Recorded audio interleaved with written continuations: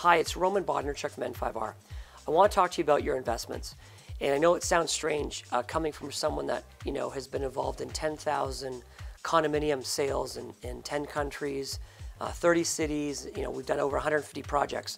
You might not think of our business on the investment scale, but I want to tell you that everyone that I've personally met that's achieved great wealth, everyone that I know in terms of our clients, we have many, many billionaire clients. We have many extremely successful people I've had the privilege to work with over the last 15 years. They've all made their money in real estate. And I'm not the only person that has had this experience. Whether you look at the new Forbes 400, whether you look at Canada's list of highest net worth people, most wealth globally has been made not just this year or last year, but through the last several centuries through real estate. So what's really important is understanding that real estate is the greatest wealth creator that we know. And the reason for that is leverage.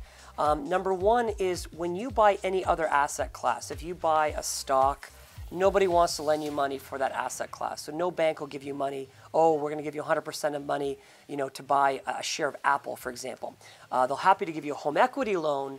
They will secure it against real estate. They'll lend you money against real estate to buy your Apple shares or your mutual funds, but they're not going to give you any leverage on that asset. Real estate banks globally, this is in every country on earth, will line up, fight over you to lend you 80% or more in terms of financing. The next part of real estate and why it's so valuable is historically, for example, in almost every country I've done business with, and again, we do active business in 10 countries, almost every country has government statistics, I'll show over a 30-year period, that real estate is appreciating over 5% a year. Now, some of you are going to say, but my stockbroker, showed me a chart and they showed me how the S&P 500, if I had bought, the S&P index or the Dow Jones index or the TSE index, back in 1980 or 1960 or 1970, I would have made, more over 30 years. And I'm going to tell you that's not true. Because every year that index deletes a lot of those companies. So what I mean by that, if you take a look at the Fortune 1000 corporations in 2013, so this is a new list of the Fortune 1000 corporations, 70% of the people on that list did not exist 10 years ago. So if you had bought, let's say, shares in all of those companies in 1980 or 1970 or 1990, most of those companies have already failed. So what your stockbroker sometimes forgets to tell you is when they do those studies, they remove the failures. They remove the Nortel, they remove the Kodak, they remove the Polaroid, they remove this year BlackBerry's being delisted from most exchanges. They remove the failures. So that's like me showing you my real estate portfolio over 30 years and me showing you only the ones that made money. That doesn't make any sense. So when you look at government statistics of the average home in Canada, this is ugly houses, beautiful houses, in great markets, in bad markets, in big cities, in small cities, everywhere. Across the board, it's 5.6% over 30 years.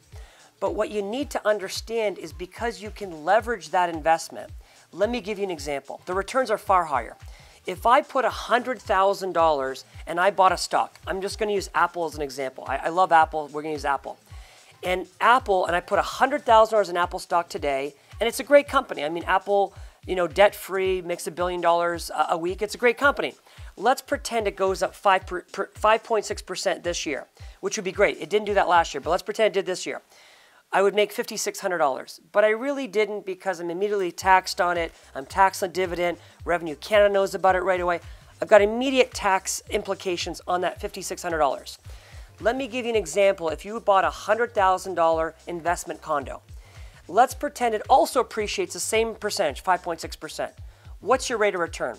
It's over 25%, and I'll explain why. You're not going to buy the investment condo with 100% cash.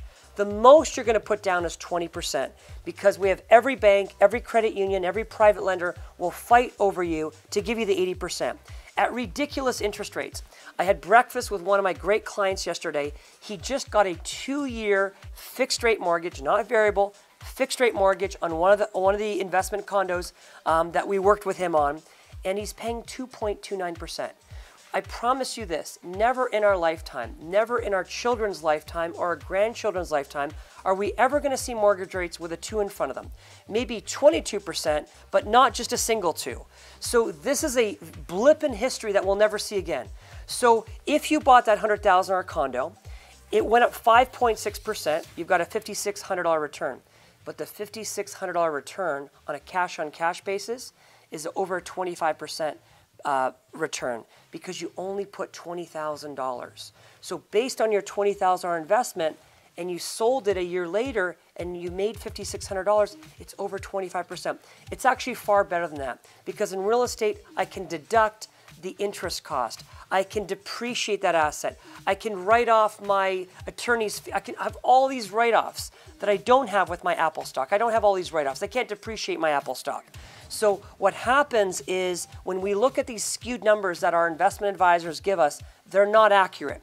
So what I can tell you is according to the Government of Canada statistics, over a 30-year period, real estate not only has outperformed the stock market, but those are real numbers. They haven't removed the failures every year. Number 2, you have leverage, and that's why you can have these multiple returns. That's why more wealth is being created with real estate than any other vehicle. I encourage you to join me at our next real estate investment seminar. I'd love to give you more details. Thank you so much for your time today.